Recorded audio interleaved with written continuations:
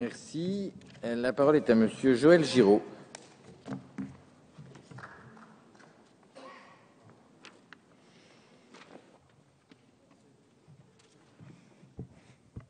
Merci Monsieur le Président, Madame et Monsieur le Ministre, Monsieur le Président de la Commission des Affaires économiques, Mesdames, Messieurs les rapporteurs.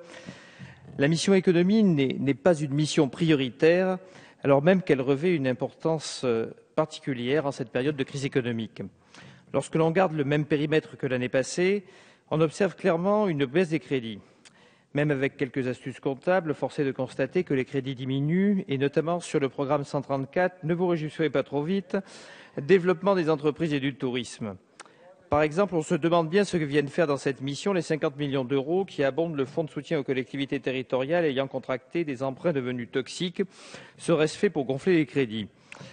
Cette baisse de moyens est bien évidemment regrettable au vu de l'impérieuse nécessité de créer de la croissance et donc des emplois. Les PME jouent un rôle clé dans cette croissance, que ce soit dans l'industrie, le commerce, l'artisanat, les services ou le tourisme. Il peut paraître donc étonnant que les crédits qui concourent à leur soutien baissent. Toutefois, il ne faudrait pas s'arrêter aux seuls moyens budgétaires. La politique du gouvernement pour le développement des PME est un tout. Et ce tout englobe des dépenses fiscales en faveur des PME d'un montant bien supérieur aux dépenses budgétaires. Le CICE est applicable dès cette année, mais ses effets ne se feront réellement sentir qu'à partir de 2014. Il y a aussi la BPI, dont le soutien aux PME excède de loin les seuls crédits de la mission économie. Par ailleurs, l'utilisation qui est faite de ces crédits et les modalités de leur redistribution sont au moins aussi importantes que leur niveau.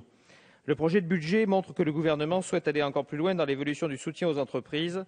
Il est de moins en moins question de subventionner les activités des PME que de les inciter à croître. Le soutien de l'État ne saurait être indéfini pour telle ou telle entreprise, il doit être limité dans la durée, avoir un objectif précis et reposer sur une aide technique réelle de l'État. Une logique de guichet ou d'appel à projet doit venir remplacer celle qui prévaut actuellement et qui soutient les entreprises de façon aveugle et dispersée. Évidemment, cette logique pourrait encore être poussée beaucoup plus loin, mais des efforts sont réalisés et ils doivent être soulignés. C'est le cas du programme des investissements d'avenir, dont une partie des crédits à hauteur de 1,7 milliard d'euros viennent alimenter la mission économie. Ce programme repose sur des demandes de financement liées à des projets précis. Ils concerneront aussi bien des projets industriels que des projets innovants. Néanmoins, sur les projets innovants, le premier programme des investissements d'avenir avait montré que la définition retenue de l'innovation était trop restrictive et n'était pas favorable à une grande majorité de PME. Car nombre de PME ne réalisent pas nécessairement des innovations de rupture, mais des innovations incrémentales dans des produits ou dans des process qui ne sont pas éligibles à ces aides. Le problème est connu, il a de nouveau été soulevé lors de la création de la BPI, mais pour l'instant, nous n'avons rien vu venir. Est-il prévu qu'un programme vienne soutenir les innovations incrémentales des PME lorsque celles-ci sont ambitieuses? Et ce sera ma question essentielle.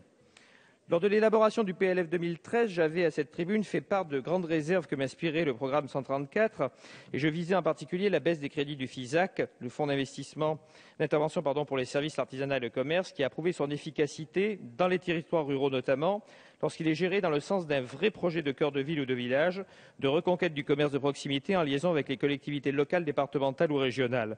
Bref, lorsqu'il ne joue pas un rôle de guichet. J'avais au demeurant déposé des amendements qui avaient recueilli, à défaut d'une majorité, un consensus qui transcendait les opinions partisanes.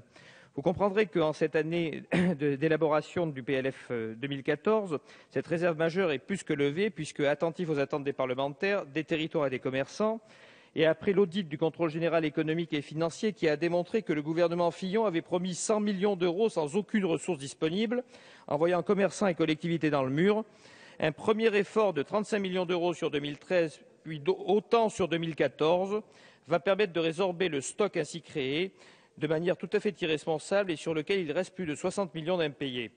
Avant bien sûr de réviser des critères d'attribution dans le sens que j'indiquais plus haut, c'est-à-dire celui d'un appel à projet plutôt que d'une logique de guichet. Je tiens à remercier à la fois Sylvia Pinel, ministre du Commerce, de l'Artisanat et du Tourisme, et Bernard Cazeneuve, ministre du Budget, pour avoir mis un terme à cette saga irresponsable.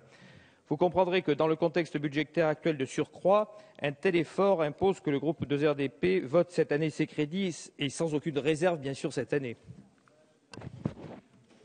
Merci, mon cher collègue.